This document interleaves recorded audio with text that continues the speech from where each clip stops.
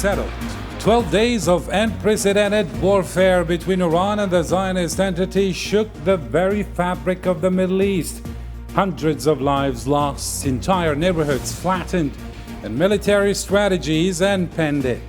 While a ceasefire is now in place, questions are louder than ever. Who won? Who lost? What really ended this war? And what lies ahead for a region teetering on the edge? Tonight, we're navigating the aftermath of a brutal 12-day war that pushed the Middle East and the world to the edge of an abyss. Was this a battle of deterrence, deception, or devastation? Has the region averted catastrophe or just postponed it? And where does Gaza stand in all of this? These questions and more will be answered by our distinguished panel for tonight. This is All 24 News Special.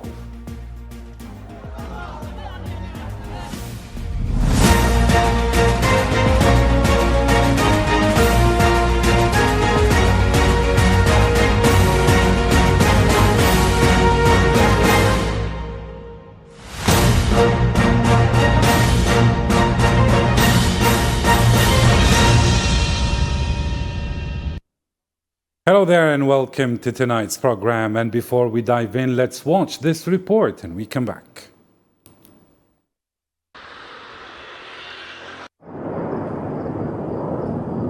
"12 days of war between Iran and the Zionist entity have left the region bruised, uncertain, and dangerously volatile. It was a conflict fought in the skies, across screens, and deep within the public sentiment. And while a ceasefire holds for now, the cost and consequences are far from settled.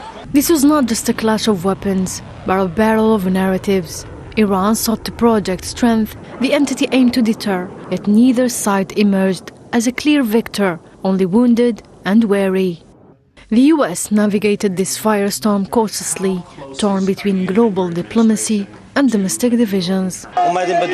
We are here to show the enemy that we are all united and we will not abandon this country, and none of us will leave our country in a lurch." Inside Iran, unity became a defense in itself, but behind the resolve, questions mounted over security lapses and future retaliation. Many feared this war had only exposed deeper vulnerabilities.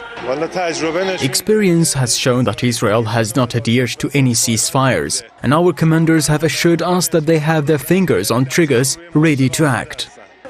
Away from the missile maps, Gaza endured its own tragedy, quiet, devastating, and largely unreported. As Iran and the entity exchanged fires, Palestinians buried their dead, entire families vanished, aid slowed, and anguish grew. We are innocent, we didn't do anything. We want a solution. Why are they killing our children, our elders? Why are they killing us? Meanwhile, the US and its allies face a credibility test. Was Washington a mediator or a participant by default? From ICC pressure to shifting alliances, the global stage appeared as fractured as the region it tried to shape. Trump is only after his personal interests. For him, the presence of a power in the region is a threat. As the region exhales, the silence is uneasy. Ceasefires don't guarantee peace, and wars don't always end when the shooting stops. For Iran, for Gaza, for the many civilians caught in between, the next chapter remains unwritten. All right, let's dive in with our debate for tonight. Live with me here in studio is financial and geopolitical analyst, Mr. Mohammed Krisasi. Mohammed, thank you so much for agreeing to be with us tonight. Thank you, John, for inviting me. Thank you so much. Our pleasure. And of course, via Teams from California is Dr. Hamoud Salhi, Associate Dean Professor of International Studies from California State University. Hello there, Dr. Hamoud, and thank you for agreeing to be with us. My pleasure, Karim, and hi to Assesing in the studio. Thank you. Thank you indeed. And from Oregon, Professor Lindsay J. Banstad, expert in Middle East governors and director of the Middle East Studies Center at the Portland State University. Glad to have you with us, ma'am. Thank you for having me. Our pleasure. And of course, from London is Dr. Yvonne Ridley, award-winning journalist, human rights advocate, and author. Always a pleasure to have you with us. Thank you so much. And from Beirut, Lebanon, is Mr. Hadi Ayoub, geopolitical analyst. Thank you, sir, for agreeing to be with us. Thanks for having me. Our pleasure, sir. And all right, let me kick it off with you, Dr. Hamoud Salhi. Was this war a calculated bid for, let's say, strategic advantage, or maybe a reckless gamble that backfired? I mean, if you're asking if this was part of a strategic plan that was designed to reshape the Middle East, to a degree, it isn't. I think there were some variables that drove this latest war.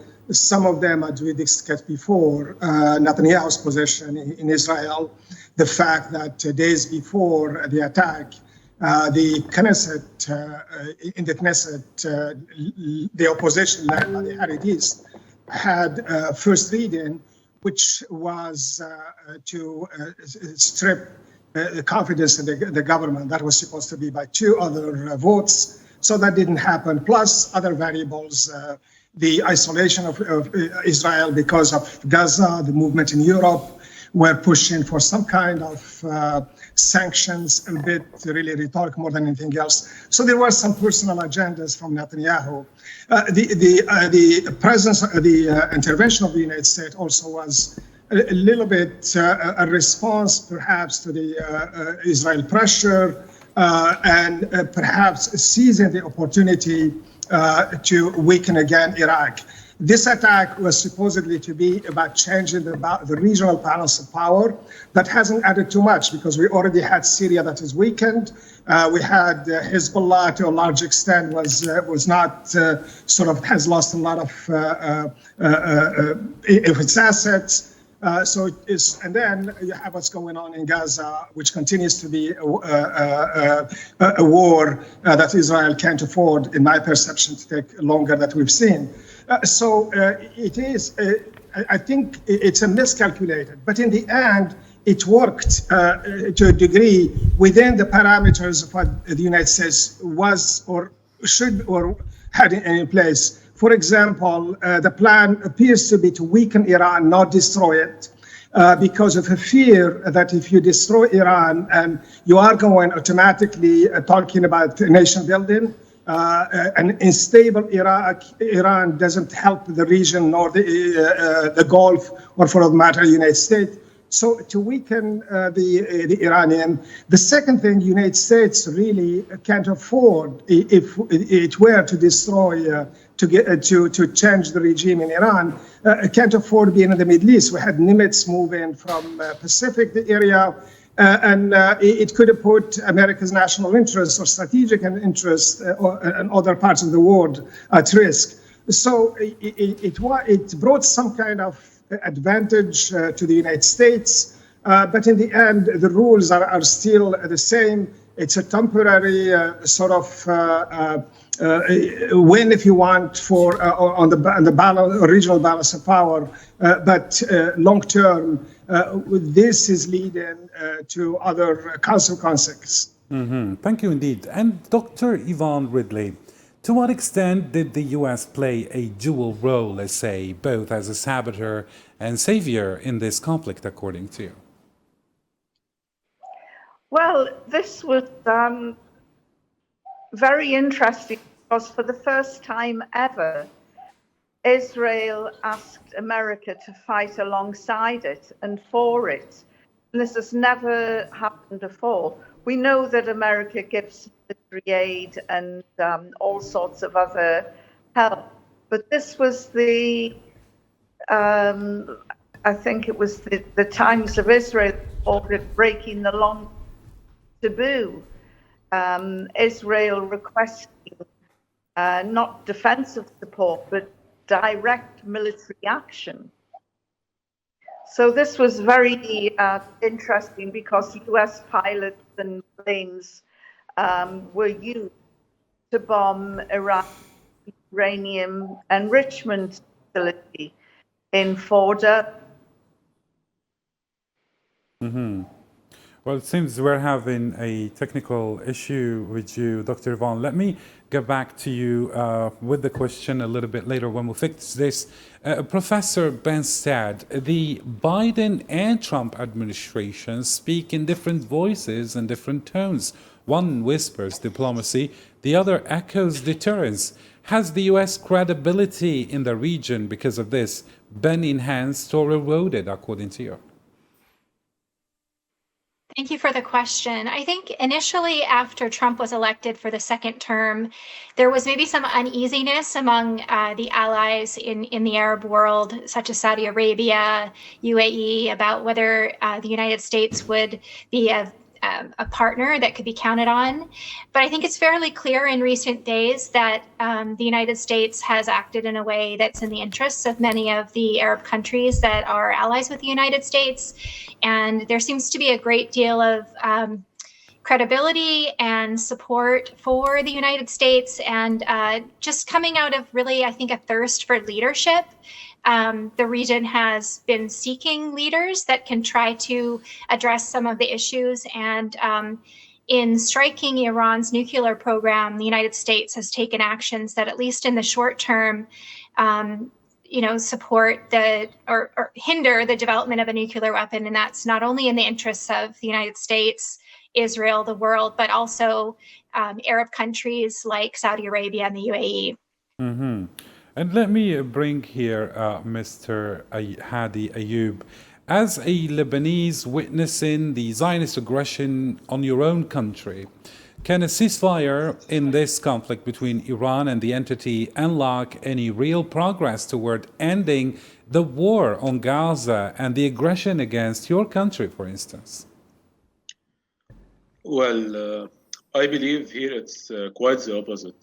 Because since the ceasefire broke between Iran and Israel, we have seen an enormous escalation in South Lebanon. This week alone, Israel launched more than 40 strikes on South Lebanon, and in addition to numerous incursions. So I believe if Israel believes that a ceasefire with Iran was achieved after it undermined Iran's ability to supply Hezbollah and Gaza with weapons, it may go for another operation in South Lebanon and perhaps increase its action in Gaza in order to defeat Hezbollah and Hamas once and for all from their perspective. Mm-hmm. And here in studio, let me include Mr. Mohammed Kristasi. Mr. Mohammed, according to the latest developments, and we have seen the U.S. being directly involved in the war, and many people pose this question or ask this question regarding how could Washington recalibrate its alliances between the Zionist entity and the Arab world? Well, I think when you look at the history in the region, Trump in 2017, then with the support of Israel at any cost, then ignoring the ceasefire. You have to recalibrate, specifically for what he did when bombing Iran. Now the world, Arab world and the Islamic world, is waking up, and they cannot trust Trump.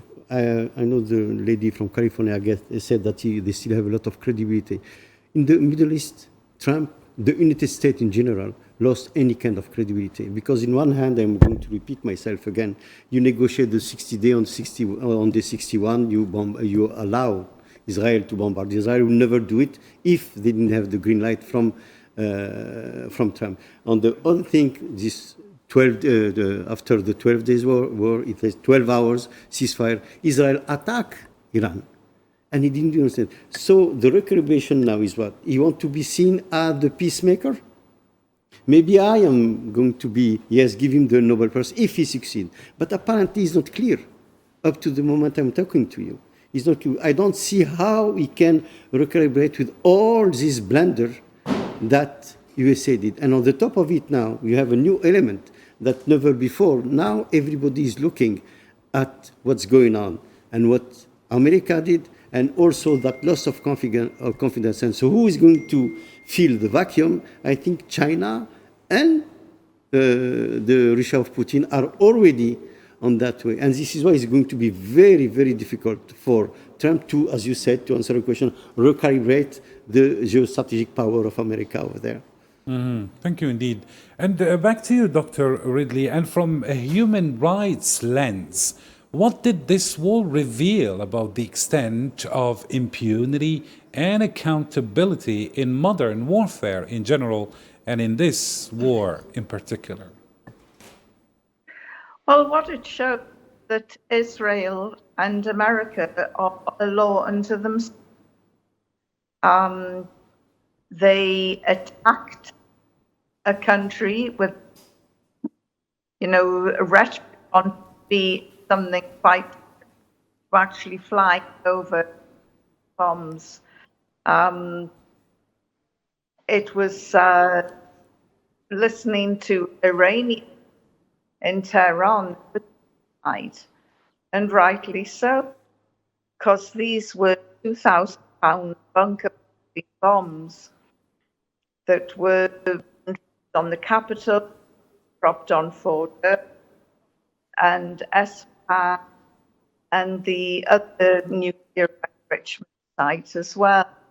So human rights were thrown out of the window. We know that America and Israel are no respecters of human rights anyway, but this was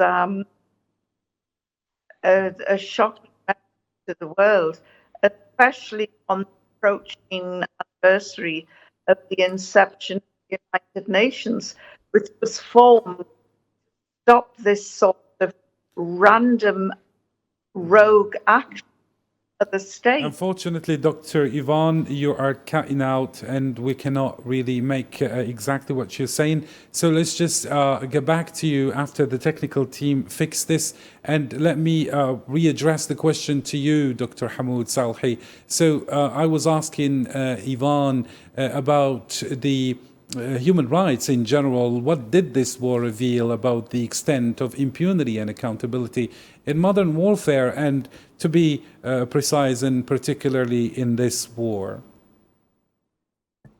I think we went back to the double standard, in particular how the West view human rights in the region, in this case in the Middle East, Northern Africa, and other parts in Europe, for that matter, in Ukraine. We saw a display of bias on many levels. You see it, for example, on the media, where the coverage in the West is heavily tilted towards presenting a Western view that portrays Iran as somewhat an aggressor.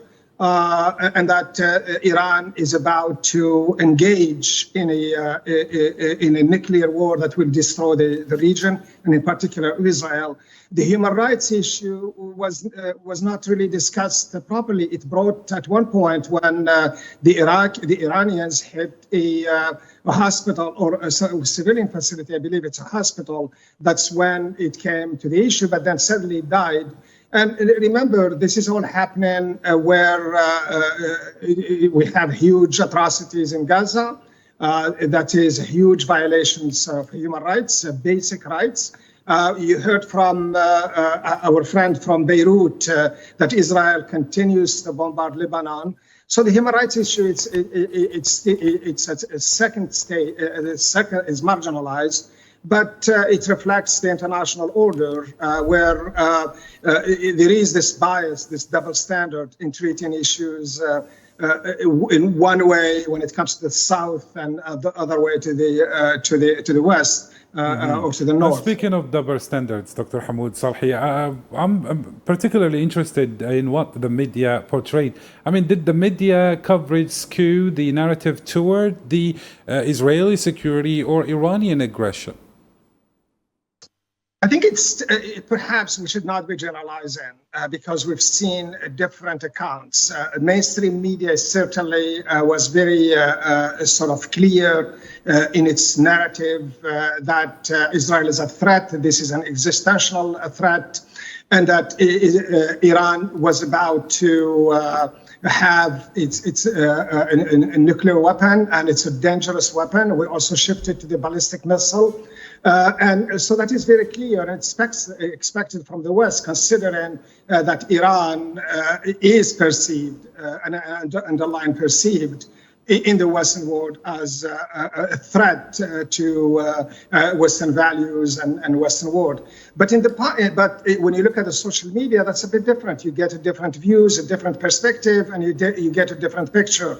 But also in the region of the Middle East and Northern Africa, you had some differences.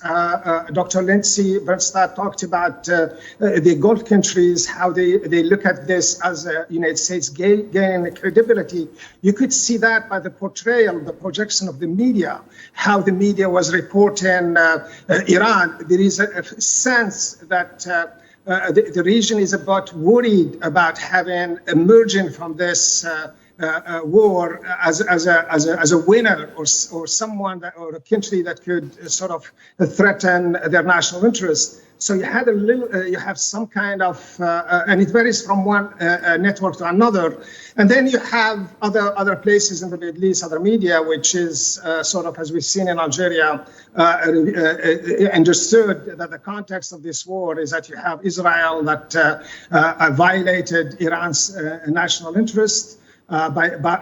Sovereignty, and that Israel has its nuclear weapons. So that's again a point that we should stress. You can't ask the Iranian to disarm while you leave Israel having its own nuclear weapons, which Iran sees as a threat to its national interests. So, and the media catches on that. Mm-hmm. Thank you indeed. Then, Mr. Mohammed Krissasi. So if we speak about the Western media narrative, we see that Iran is portrayed as the aggressor. And we have all seen that it was the Zionist entity that attacked Iran. And of course, on the pretext that they were developing this nuclear bomb or nuclear weapons. And they have been saying this for over 30 years. And yet no attack happened from the Iranian side until this. Unfortunately, this is the word as we see it right now. What you are just portraying and asking the question is true since 1996. But how can you change the realm of the West when it comes to Iran or in general to some country in the Middle East which are not the lackey of Iran? You know, the West, all the West, the media, they are the continuation of the Zionist theory, the Zionist that they have always been attacked, the Zionist that is a small country attacked by all the Arab, which in fact, when you be very pragmatic, a tree cannot hide the forest. We cannot continue to play like an ostrich, put it our head in the sand and saying, oh yes, we cannot do anything about it. Indeed, we can do something about that when we are denouncing our own leaders in the Middle East and nobody go against them. And when these kids go to the street and manifest, not for democracy, for justice, it's not even for democracy, and again we try to strangle them. And we are not doing anything. Is it the power David against Goliath? No. It's just question of the kingmaker who wanted that way. And he didn't, these 12 days war didn't change anything. It's always the same. If you take 2003, Iran, Israel, and the United States. If you take 2025, it's exactly the same. And again, the causality of it, murder, children, kids, and nobody in the West said anything. Dr. Sarhi was referring to some differences. I don't see them. I don't see them. Look at Gaza, what's going on. Look what Gaza was going on is genocide. Nobody talks about that. And now that the war in the 12th war in Iran is finished, they go back. There have been, for 1 month, 560 kids were killed and women were killed because they go to the GNH to get some food. They let them come, it's like a trap. And it's obvious, we see it on the TV, their own TV, but they said where they were the aggressors. How can a kid starving or a woman want to feed her baby, been killed, and nobody said anything? I am sorry to say that even to answer Dr. Sarhi, if you read the newspaper Arts, They are condemning more than the media in the Middle East about this kind of act. Until when we are going to stay like that? You told me, can we reverse that? I think you can do it if any one of us, just raise the voice. At one point, you can kill 1, 2, 1,000, 3,000. You can kill all of them, but it's always going to come back. Look at Iran, what they did. They killed 14 scientists. They killed about, I think now about 60 generals, but they're still fighting. Why? Because they take the hide and they're resilient. They don't want to be the lackey like their neighbor of Israel and the United States. And I'm sorry to say that I'm very disappointed, but I still hope that our young people will go to the street and will look at the United States of America, in the university, all in the university, what happened? There are kids saying that you have to stop this madness. And we, as Arab, what did we do?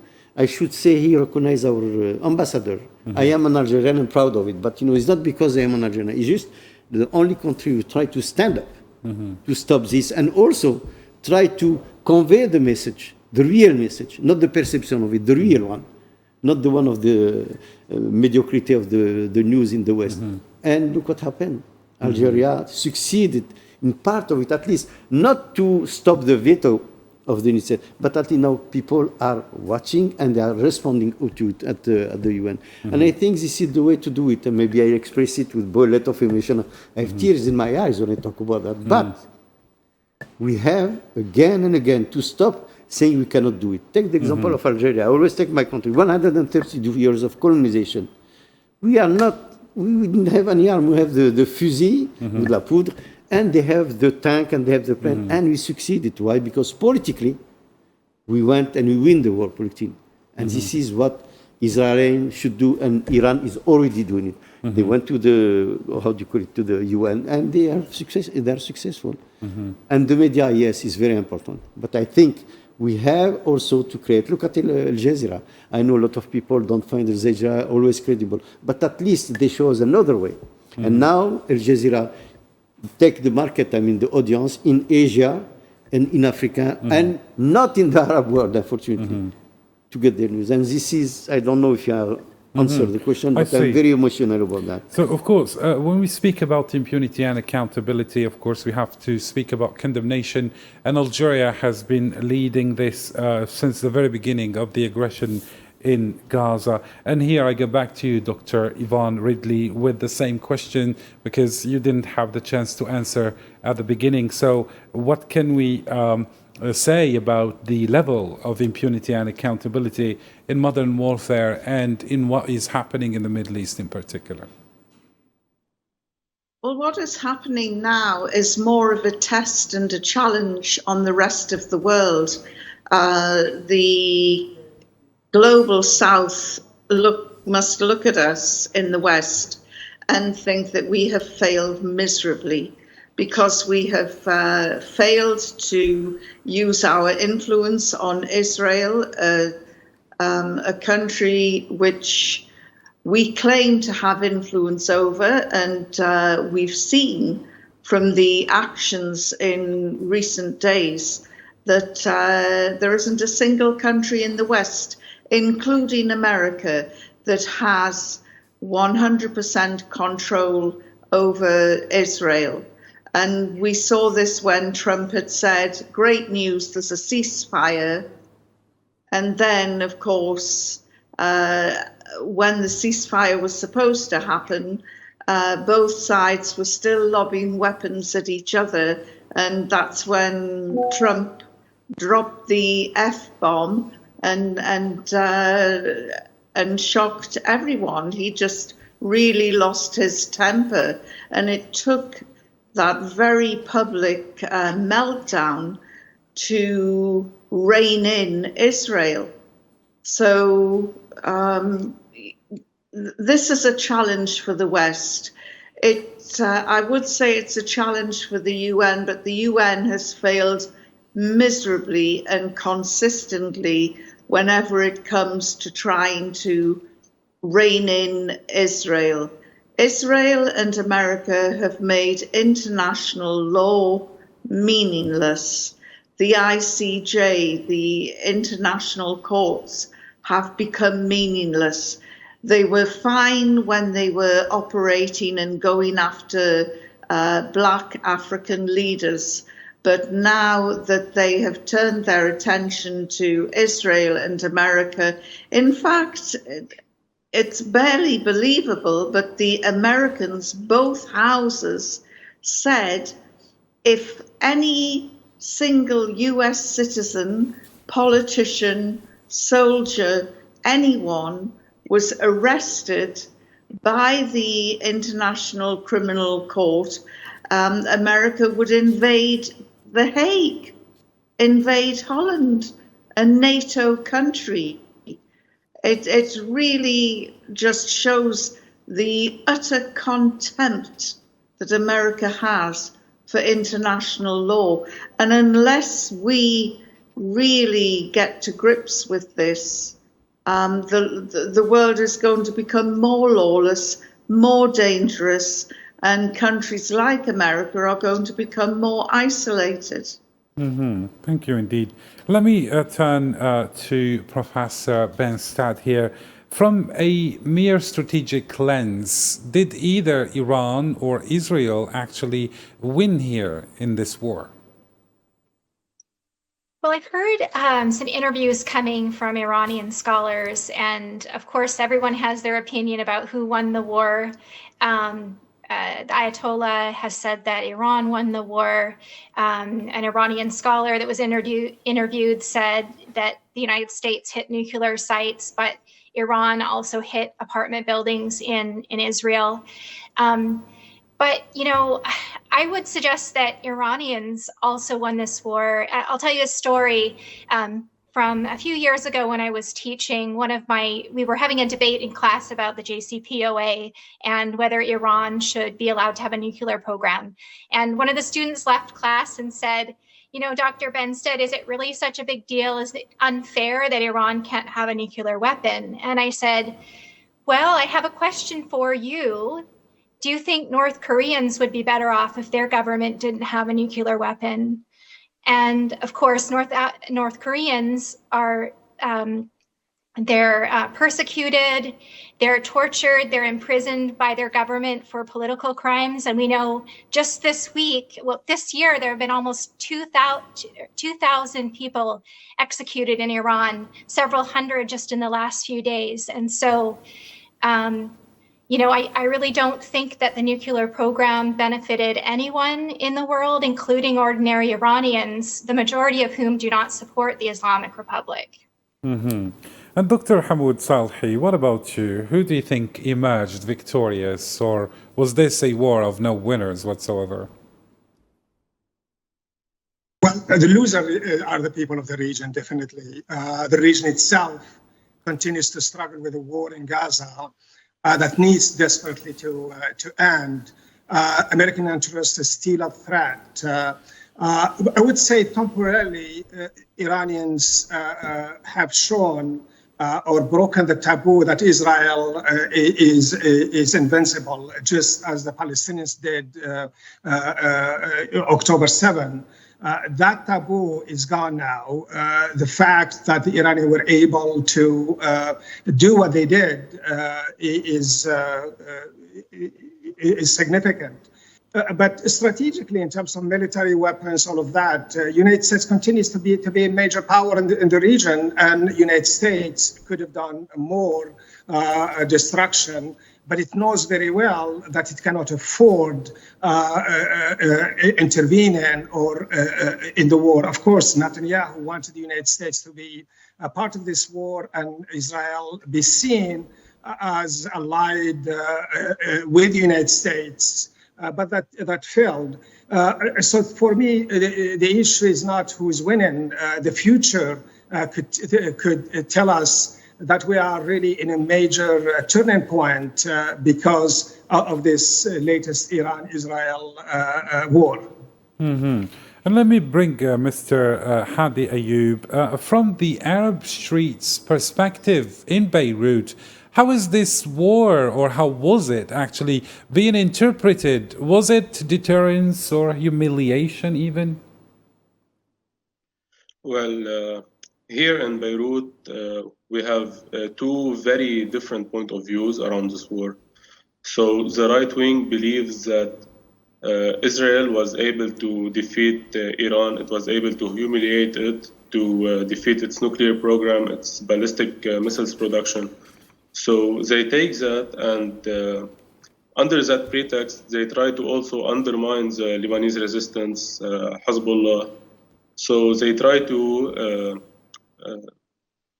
formulate that as a loss to Iran. And on the other hand, we have the supporters of the axis of resistance. They also frame that as an Iranian victory. And they say that the axis of resistance is now back on stage, back to power, after it has took several hits from the war in Lebanon, from the fall of the Assad's regime in Syria, and from the numerous hits it took in the region. And Mr. Mohammed Chris Sassi, so of course the war, as we have seen, have had many views. Controversies have even been stirred around it. But then on the economical side, since you're the economy expert here, how do you see this affecting the region's perhaps prospects when it comes to investment, especially in Gulf markets? So far, so good. The trickle down was not there. They were more afraid of the closing of the Detroit of Hormuz. Then it will be another issue. But so far, the business is as usual. If you look at Bloomberg, if you look at all these indicators of the Wall Street, nothing changed. Basically, the petrol still about $70. I didn't check today, but it was about $70.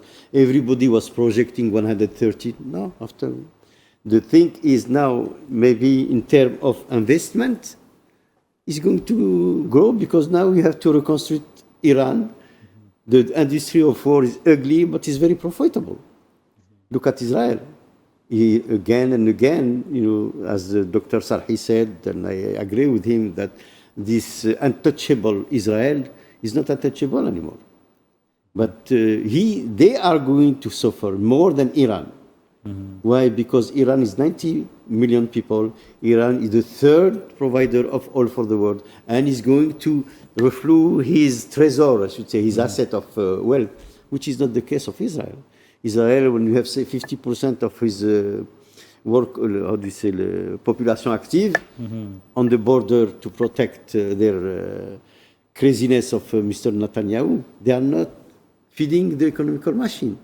And I don't want to go to the number and tell you about the causality of war, the trickle-down economics, so on and so forth. But in a nutshell, so far I don't see any tragic repercussion or causality, because this war is very short. Everybody that was specifically Israeli and American, they cannot sustain a long war because it's very costly for the American, not for the Israeli.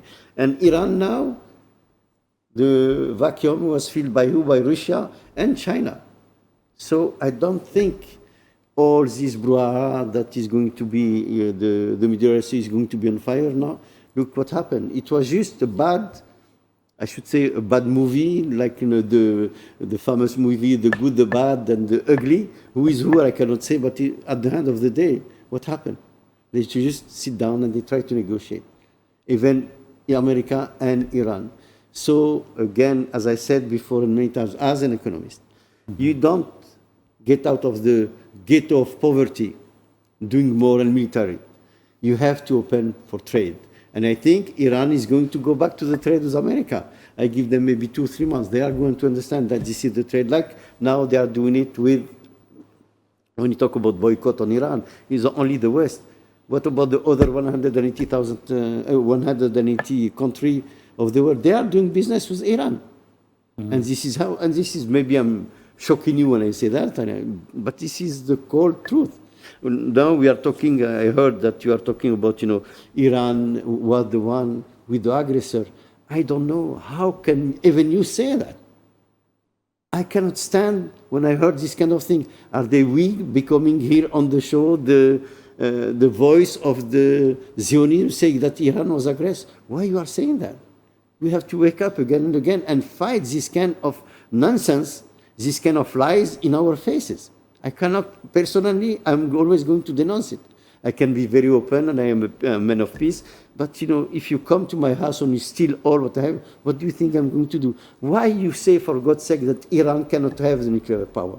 Who are you when you have Israel is not a member of EIA, number one, and doesn't let anybody to see what are the damage that have been done to them? If you make a picture or a small video, you can end up in jail. Why? Because it was a lot of it. And they don't want us to believe that Israel is not more than untouchable. But I go further. The image that was done before, you compare Iran with North Korea. Why? Is the America doesn't not have jail with 10,000 of innocent? Is America not doing the right thing to protect these poor illegal people instead of putting them in jail or sending them to prison like not Venezuela, like El Salvador, etc.? Why you don't talk about that? Again and again, I am a man of peace, but also I don't want to be like stupid and agreeing to this and say, yes, it's true. No, I have to denounce it. What it was said today is not true, simply is not true. It's just we are making up images for purpose of who? For purpose of Israel. How come on say, and I reiterate, God's sake, with all what we saw in Israel, this is a genocidal state. And they say, oh, they defend themselves? And you say to the Iranian, no, don't want them to have the nuclear power. I want Iran to have nuclear power. Why? Because it will be a deterrent. Why Israel have it? And on the top, because they are Muslim, now they say it was, I don't remember the word exactly, but the Islamic bomb. Mm-hmm. Why you don't say the Catholic bomb for the French? Why you don't say for the American the Protestant bomb? Why don't you say for the Jew bomb? What this is? We are behind the double standard now. Now they are lying in our face. And I'm sorry. I have to stop that. It cannot happen. Clear, Mr. Mohammed Sassi. Let me include Dr. Sarhi here. Of course, we've been listening to Mr. Mohammed Sassi talking about Iran having the right for self-defense, just like any country. But here, Iran's air defense in particular and intelligence failures were exposed. What does this mean for the regime's survival and reform in general? It's a very good observation, but it shows that the Iranians are far behind or are still behind when it comes to air defense system. And this is perhaps connected to advancement in technology, artificial intelligence. As we've seen, American intelligence have advanced using artificial intelligence and the like. I think the challenge for what we've seen, at the same time, the Iranians have sort of shown that they have made progress in ballistic missiles and other weaponry that they surprised the Israelis.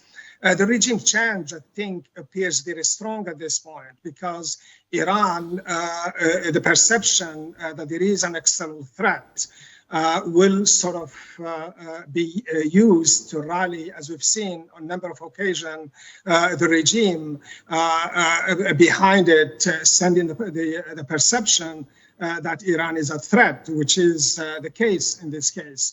But the whole issue of defense and intelligence brings us to talk about or to look at the future. I think what we're going to witness from now on is similar what happened after the invasion of Iraq or Saddam of Kuwait. Out of that invasion, after Kuwait was liberated, we had the region itself, led by Egypt and Syria at the time, along with the Gulf countries, established what we call the Damascus Declaration. It was designed to join forces to protect the region from threat like that and to avoid intervention of external forces at the time with the United States. But what the United States did at the time, and the Gulf region as well, is signed bilateral agreement with each of the 6 countries. And out of that, came the kind of armament that we see in the region. You have at least 40 to 50,000 American soldiers in the region. So the aftermath of this is that we are going to see more arms, raise arms, and on an Iranian looking at improving their defense systems, the Americans and the Israelis learning from some of the mistake they made, probably by design, we don't know. But there are sort of, we're hitting in direction where there is more arms race in the region, and that's very, very difficult to imagine. But on the background of all of that, I think all depends on how the issue of Gaza is resolved. By that, if Israel stops the war and there is a fair solution, a respectful solution that will lead to the end of this genocide, I think the region will see some kind of a peaceful transition, perhaps better relations. But in today's context, we are reaching to more problems, more trouble in the region than we are actually at this point. Mm-hmm. Thank you indeed. Let me turn to you, Mr. Ayoub. With the loss of high-ranking IRGC officials and nuclear scientists, Mr. Ayoub, how secure is Iran's deterrence capability? Throughout the 12 days of war, we have clearly seen that Iran was able to maintain its strategic deterrence capabilities. And here, in order to understand that, we should go through the 3 levels of military planning, which are the tactical level, which means we're talking about small battalions, we're talking about air defense units, and the operational level, where we are talking about larger formations of all of these combined. And finally, the strategic level, which combines the army together with the country's resources in order to achieve the country's political goals. So Israel planned this attack to deliver a strategic blow to the Iranian regime. But after the first attack, it turns out that the attack was on a tactical and an operational level. It couldn't reach the strategic level. So this means that Iran took very heavy hits, and it lost a lot of its air defenses, its missiles that were ready to be launched. But after a certain amount of time, Iran could reassemble itself. And this is because of the flexibility and the decentralization of the IRGC. So it was able to reclaim the strategic initiative, and it launched several calculated strikes on Israel that inflicted heavy damage and at the same time did not provoke a US intervention in the war. Talking about a big US intervention, not like the one we've seen. Mm-hmm. So Iran also held a lot of capabilities. For example, new missiles that were not launched or missiles that were only tested, like Syria. And also the capability of closing the Strait of Hormuz and more capabilities. Mm-hmm. So not all the cards were used according to you. And what about you, Dr. Ivan Ridley? We saw national unity in Tehran, but will the ceasefire shake or destabilize, or let's say stabilize, Iran's domestic landscape? I think that Iran or the regime will live to survive another day. It wasn't the sort of war where anyone would emerge as an outright winner, but psychologically, Israel was really damaged in this war. Israel's biggest source of export is the arms trade. And the jewel in the crown of its arms trade is this Iron Dome. And Iran showed that it was infallible. And its 4th generation of missiles just cut through the Iron Dome like a knife through butter. It just fell apart. And I think psychologically that has damaged Israel, because this Iron Dome was something that President Trump had boasted about. He was going to cover America with an Iron Dome, and he was even going to extend it to Canada and make the Canadians pay. Well, I think a lot of arms dealers will be looking at this Iron Dome now and think it's not worth anything, because it was penetrated by domestic missiles made in-house by Iran.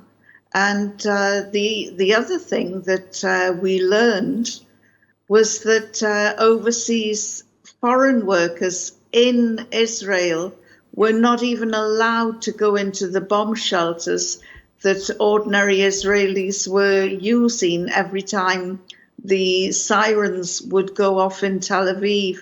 We saw images of people running to these bomb shelters, and workers from Thailand and the Philippines and other countries who tried to gain access to the bomb shelters were turned away by the Israelis. Well, they deny that they're an apartheid state, but what other conclusion can you draw when overseas visitors, people who were employed to help the Israelis, were told to stay outside during these? So psychologically, Israel was really damaged in this war. Its arms industry is in tatters. And let's not forget the exodus of Israelis who fled to the airports and were turned away because nobody is allowed to leave Israel at the moment.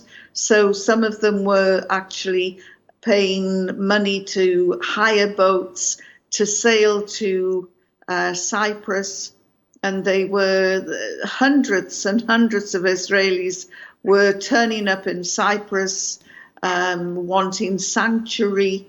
And this was also very interesting because, of course, we know that Donald Trump was wanting to turn Gaza into a Riviera.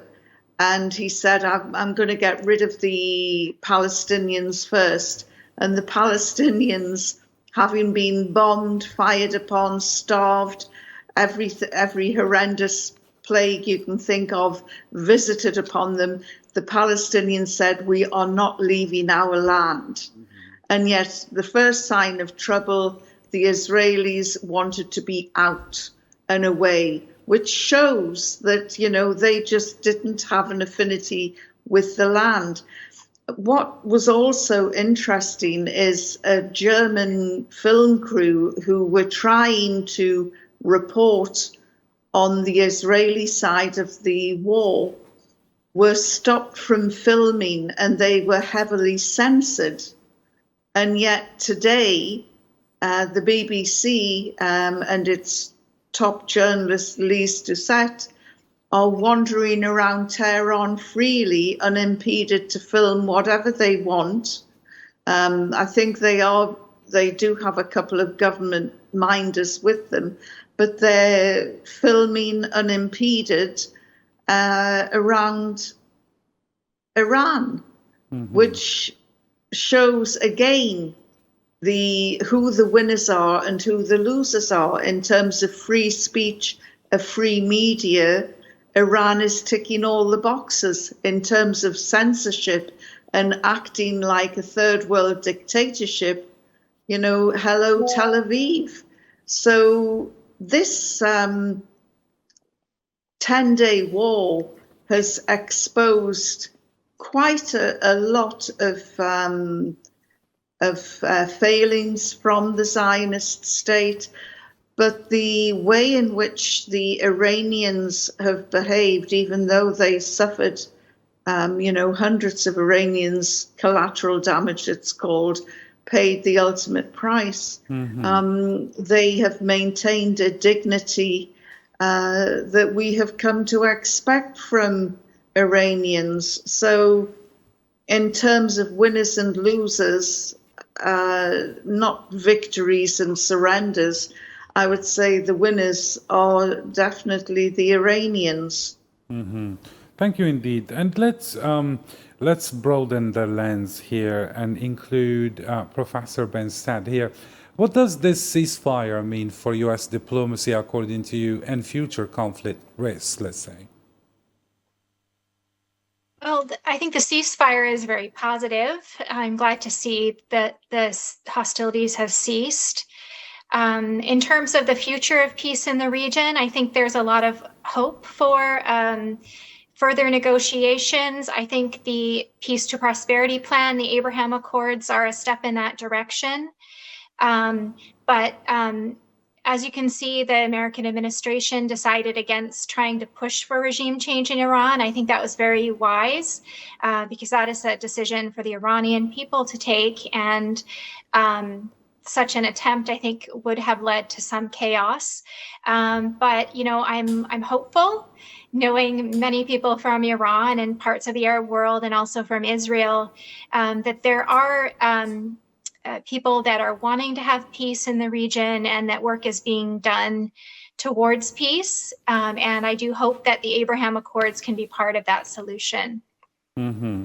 Mr. Mohammed Sassi, do you have anything to say regarding this point? I'm just grateful that this ceasefire is holding so far. And I hope that you are going to finish this madness in the region. It's not the Abraham Lincoln that is going to save it. It's not an example. Abraham Lincoln, you know, it was between countries that never ever been in war with Iran. So it's not a reference for me. The reference is America. America is the one who's feeding the beast, and this have to stop. But I hope, and I said, always pray for these innocent people. Can be Israeli, Iranian, Lebanon, Syrian, so on and so forth. And who always initiate the aggression is Israel. And I'm sorry to say that, but I'm still hoping, I think, you know, like Yvonne said, and thank you, Yvonne, she was very clear in exposing what was going on, that we'll find at the end of the tunnel, it will be some light, and this light should be the ray of peace, not the ray of war. Let's hope for that. Thank you very much. Indeed. And let me just share with you what's happening in Gaza from latest updates. 13 Palestinians were killed by occupation fire near aid distribution points in central and southern Gaza. Al-Auda Hospital received 7 bodies after an attack near Salah ad-Din Street, while 6 others died near a US-backed aid center north of Rafah. Doctors Without Borders warned of recurring atrocities at Israeli-supervised aid sites, calling the distribution system a deliberate violation of Palestinian dignity. UNRWA said the US-backed mechanism has turned into a killing field, with over 400 starving Palestinians killed since its launch a month ago. Both groups demanded a return to UN-led humanitarian aid distribution.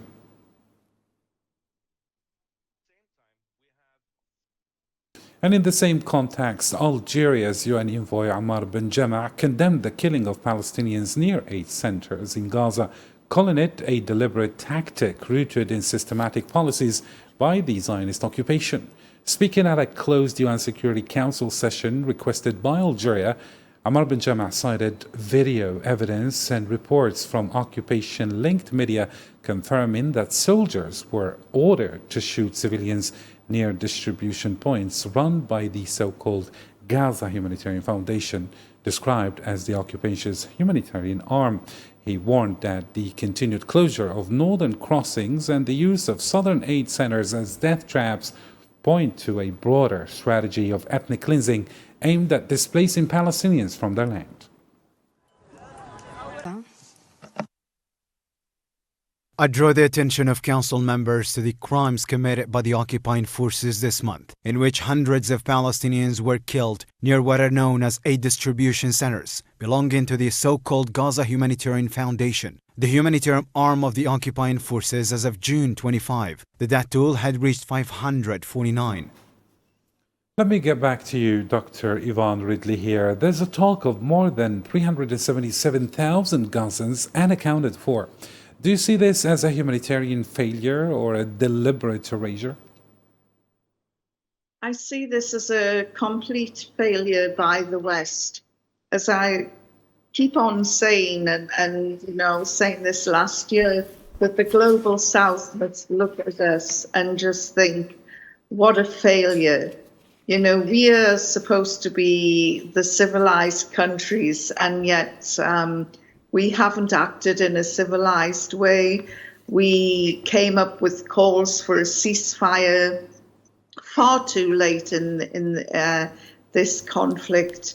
And, you've just shown what Israel's attempts at humanitarian aid delivery constitutes. And this Gaza Humanitarian Foundation it's a combination of American mercenaries who are trigger happy, the IDF who admit that they get bored and start shooting.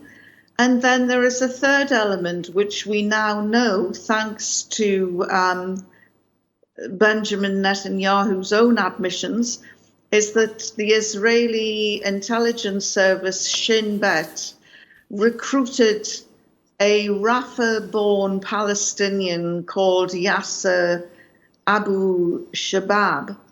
And they gave him money, they gave him weapons.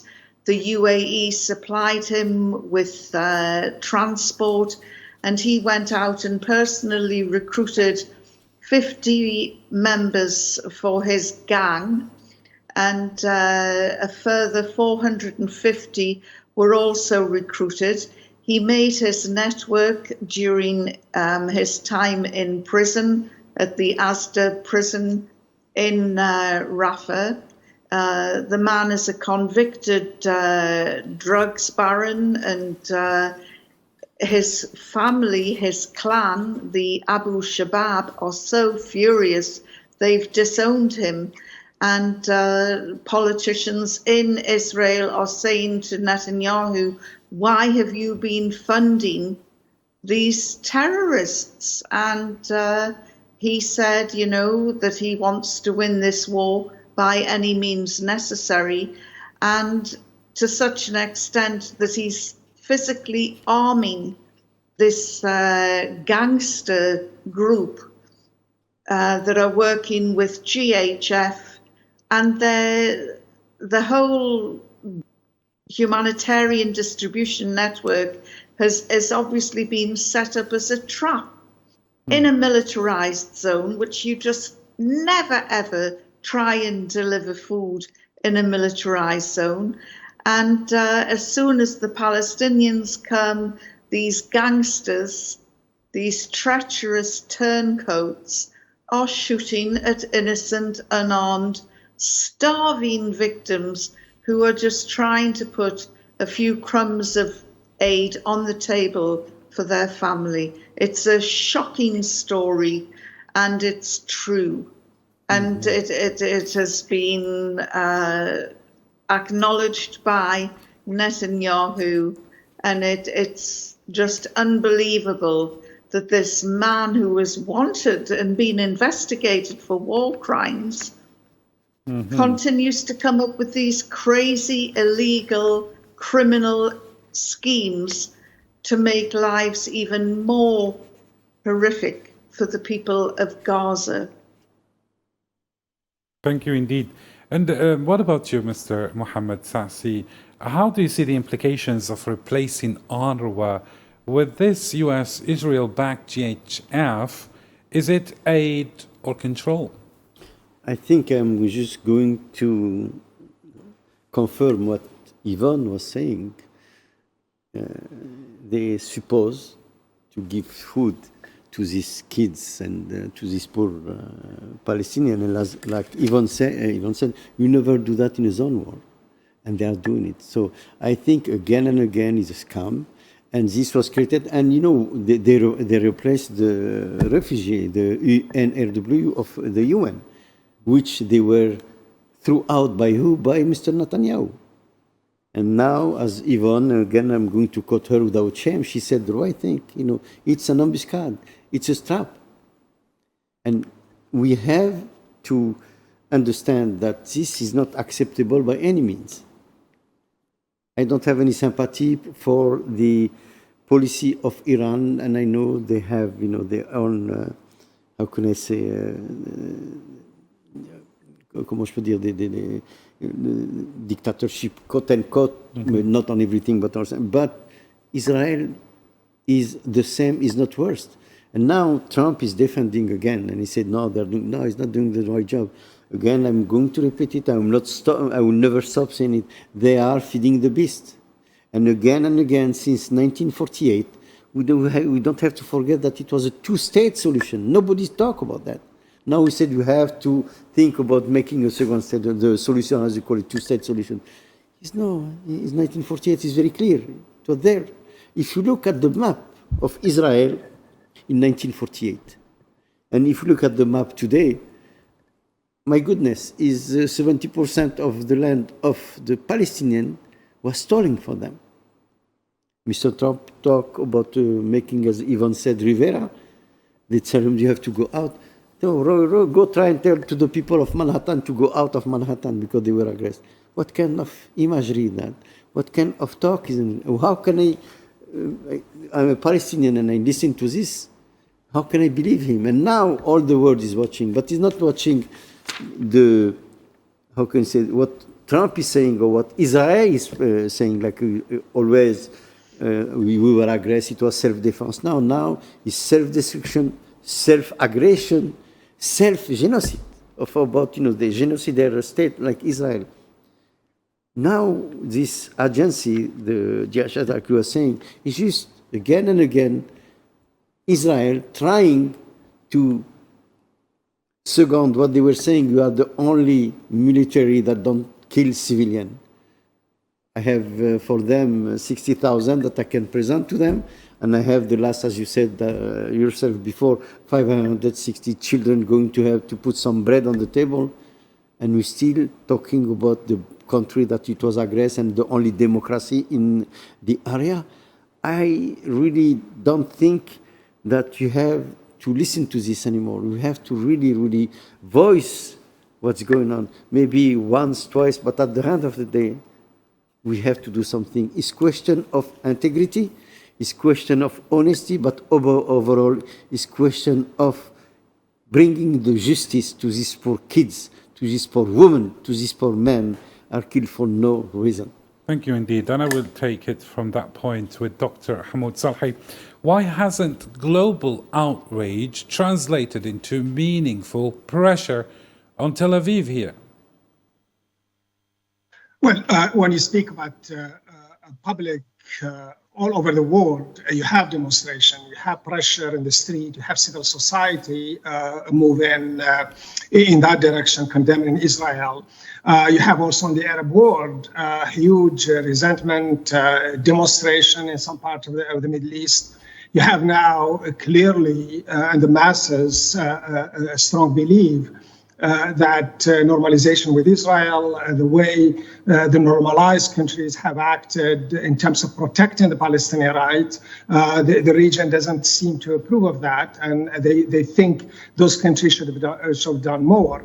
So on that perspective, you have still a movement in support of the Palestinian, and that worries the Israelis. The Israelis worry about their image internationally, worry about the marginalization internationally, and the whole idea of, after 1967, the Israelis, despite winning the 1967 wars, they were not seen positively in the world and decided to engage in public relations, in better presenting an Israeli image throughout the world, and more than anything else, started what we've seen today, the settlement, and a settlement expanded in Gaza. So there is an outrage, there is a perception there is support for the Palestinians.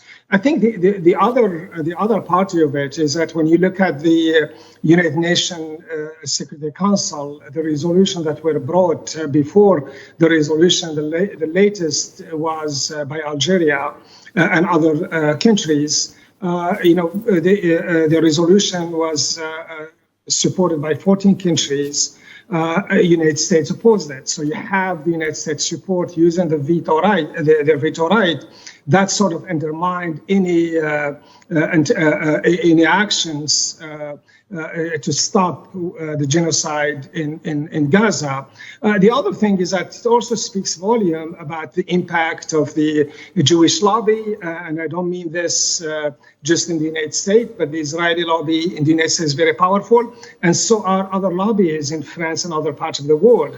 It's very, very interesting to look at the impact that they have had on policy. The other one is Europe continued to struggle with its past, refusing to hold Israel responsible for believe that they were the reason the Jews saw the Holocaust. And a clear example in Germany that endorses fully what's happening in Israel.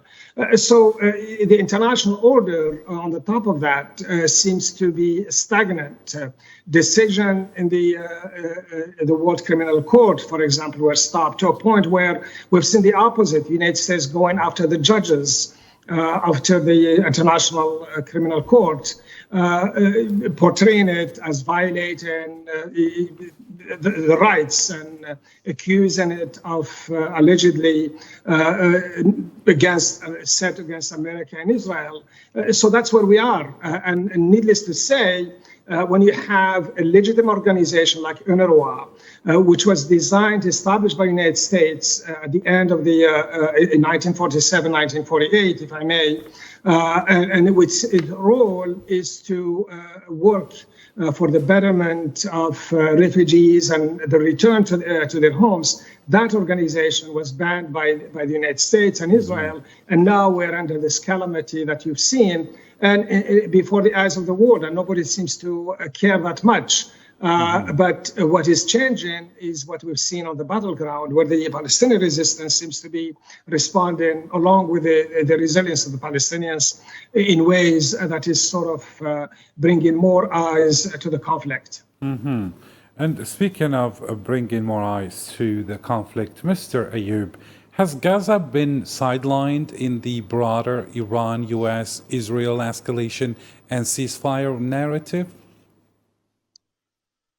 Gaza was definitely sidelined, as it was always been when there are bigger events going on in the region. When the war on Lebanon was on, and when the events on Syria went on with the fall of Assad, Gaza was sidelined. And this always opens the door for Israel to increase the intensity of its genocide without it being known by the world. So this is very dangerous, because when the media highlights what's happening in Gaza, Israel it does not stop its genocide, but the intensity of it, it does not. It's not like when there is no media coverage. So during the 12 days war, Israel killed almost 1,000 Palestinians, which is a huge number in 12 days, higher than any number before that. So this is very dangerous. Mm-hmm. And let me turn to Professor Benstead now. How far are we really from a real solution to decades of Middle East brutality, according to you? So how close are we to a two-state solution or to a more stable democratic region? I think we don't know the answer to that. We can see that there has been a ceasefire. I'm hopeful that in the next few years, there'll be some kind of a negotiated solution between the Palestinians and the Israelis. And as I said before, the Abraham Accords can be a part of that. But we all, our hearts go out to the innocent victims of these conflicts, and we do hope for peace. Mm-hmm. And just to update you, dear panel and our viewers, on the latest, President Donald Trump declared Friday he would absolutely order new airstrikes on Iran if it enriches uranium to threatening levels, doubling down on his administration's maximum pressure campaign. Quote, "Sure, without question, absolutely," Trump said when asked about potential military action, while also calling for inspections of Iran's nuclear sites. If the intelligence reports conclude that Iran can enrich uranium to a level that concerns you, would you consider bombing the country again? Without question, absolutely. And have you had any conversations? Turned out to be unbelievable. Dr. Yvonne Ridley, now maybe you've been listening to the comments of Dr. Hamoud Salhi when he brought up the issue of ICC. Here we see the ICC being under fire. Do you think it can survive Trump-era pressure, or has justice become a casualty as well? Well, I think it would be a global shame if America is allowed to destabilize the International Criminal Court. We need to have an international law that will be respected from all sides.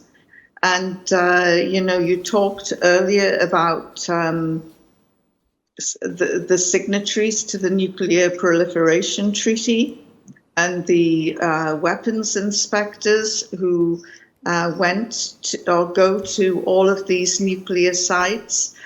Well, of course, the big elephant in the living room is Israel's nuclear arsenal, 400 nuclear warheads, and they refuse point blank to sign up to or let any weapons inspectors in to examine that arsenal. And yet there is President Trump, the most powerful man in the world, saying that he will bomb Iran if he suspects that they are enriching uranium to produce a bomb again. And there has been no proof, absolutely zero proof, that Iran was producing a nuclear weapon.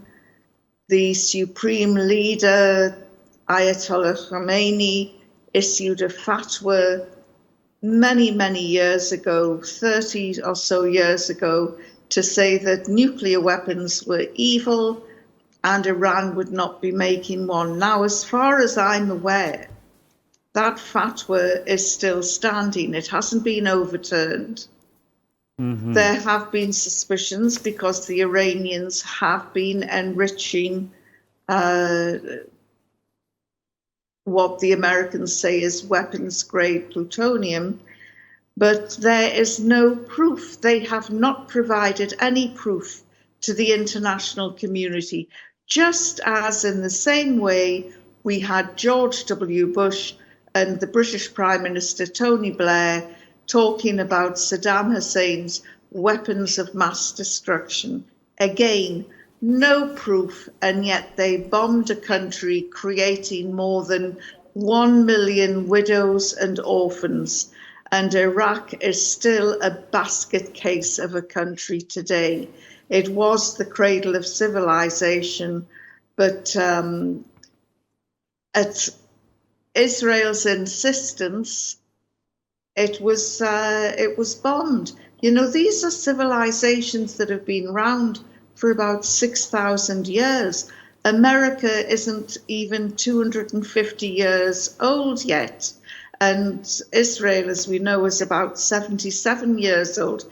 These countries have no history, no culture. The original occupants have been genocided. And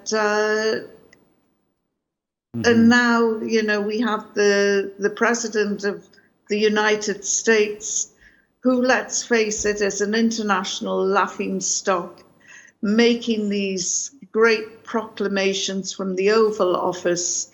And it's like, what fresh hell is this that he's coming out with? And Mr. Sassi, do you agree with Yvonne? What's your take on Trump's strategic motives? A broker of peace or someone, say, an opportunist in campaign mode? I think a little bit of both. Trump is a megalomaniac. Trump wants to have the seal of his true presidency in the history of the world as the new Jules Caesar one day. Maybe the next day it will be the Genghis Khan of Asia, and the third day maybe it's going to be the Mickey Mouse of Walt Disney that you can go and see in any black and white movie or Norondo. And as Yvonne, today I really have to refer to Yvonne. Thank you, Yvonne, for all the reference. I appreciate that.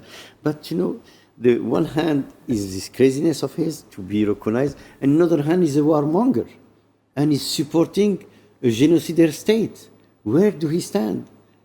Again, as I said in the beginning of the show, I'm ready to give him to vote for him for the Nobel Prize if he succeeds to stop the war between Israel and the Middle East, not only Iran. But in another hand, when I look what he's doing at the NATO, with increasing the participation at 5%, and he goes to the extent of saying to Spain, because you don't want to do it, I'm going to raise the tariff on it. This guy is absolutely, you don't know which dance, he's doing.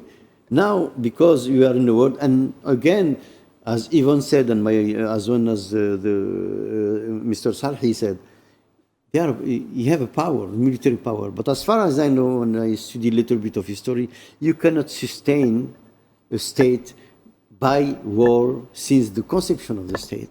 They can't. It's as simple as that. And America now, they're getting sick and tired of this nonsense of Trump. And the new thing is not only the Republican, the Democrat is also the Republican. It was in the newspaper today, again, the manifestation within the Republican Party. They said, but we are going to have our own Biden. And you know how it finished. Now, I don't know how. I just want to say one thing, that it was not in the news except once, the Pakistani. When they said that Iran should not have the nuclear power and we should do everything in our hand, even going, as you said, to this, what Pakistani military said, Iran doesn't have to produce the bomb in their own land. They can buy it. What does it mean? I am Pakistan, we are Pakistan, we have the Islamic bomb. And if you continue to attack each and every time the world because they don't have the same religion, they don't pray the same God, and they don't want to be under the submission or the servitude of the one who thinks that is a king master, I think it can be a very, very dangerous game. Now America is only 5% of the world population, and they want to impose themselves on the world. The geopolitics is changing, for good or for bad, but it's changing. And what I am afraid is down the line, if you continue to have this rhetoric, craziness on both sides is going to give birth to the extremist movement. And you go back to this cycle of terrorism, etc., etc., etc. That's all what I can say. And speaking of the changes of geopolitics, let me address this question to Mr. Ayub. So how do you see the situation there in the Middle East, especially when it regards to Syria and Lebanon? Do you see that these two countries are effectively being dragged into normalization with the Zionist entity under US pressure? The new Syrian government is already on the path of normalizations. Some reports are already talking about direct talks between the Syrian regime and Israel. This is surely under US pressure, and it will lead to devastating results on Syria, because there are a lot of fractions there that doesn't want normalization with Israel. So it may lead to clashes, and the situation will be very bad in Syria. In Lebanon also, we have US pressure and right-wing voices that are stating publicly that they want normalization with Israel. But here we have President Aoun, who knows the complexity of the situation and knows that a huge fraction of the population doesn't want normalization with Israel, and it can't do that because it's been bullied and attacked by Israel for a long time, for almost a century. So it is just not possible. And every attempt to normalize relation between Lebanon and Israel will fail, just like the 17 May Agreement in 1983. Mm-hmm. And just to close, as we near in the end of this special coverage, Dr. Hamoud Salhi, what gives you hope or despair after all of this? You know, I can't not comment on President Donald Trump's response. The question was a leading question. He was asked if, and that is expected for him to say, if they do, we will. And knowing President Donald Trump's personality, that is expected. I think we're reaching some kind of stalemate.